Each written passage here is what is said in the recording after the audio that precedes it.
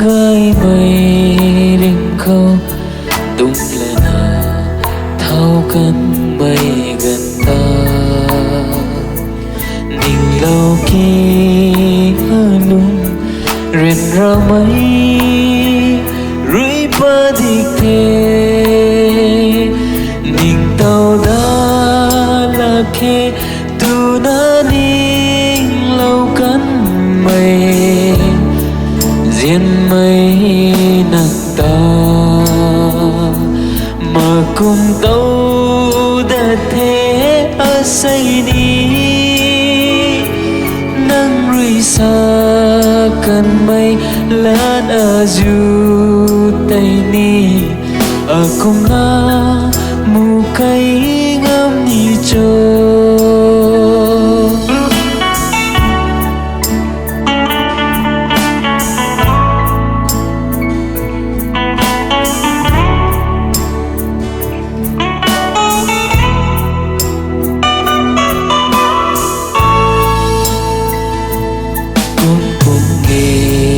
Thái lâu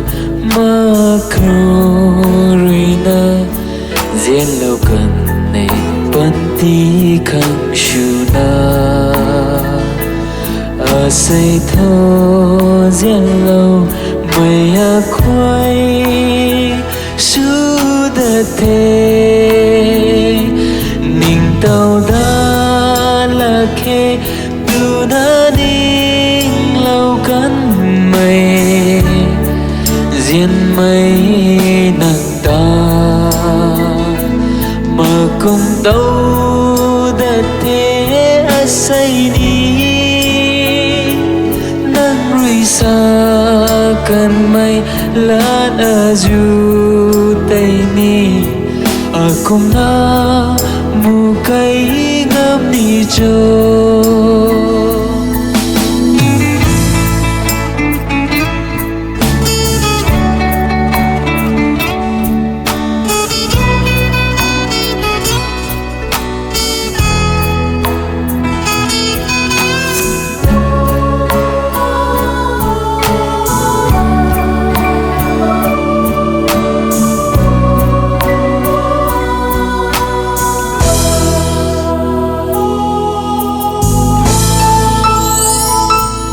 Nắng rơi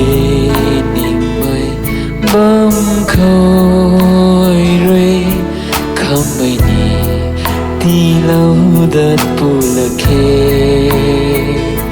lùng ninh đinh mây bụi sưu na diễn lâu để có mây ta ninh tàu đã là khê tu na đi lâu cắn mây riêng mây nặng ta mà cùng tâu đất thế xây đi nắng rui xa cần mây lát ở dù tây ni ở cùng na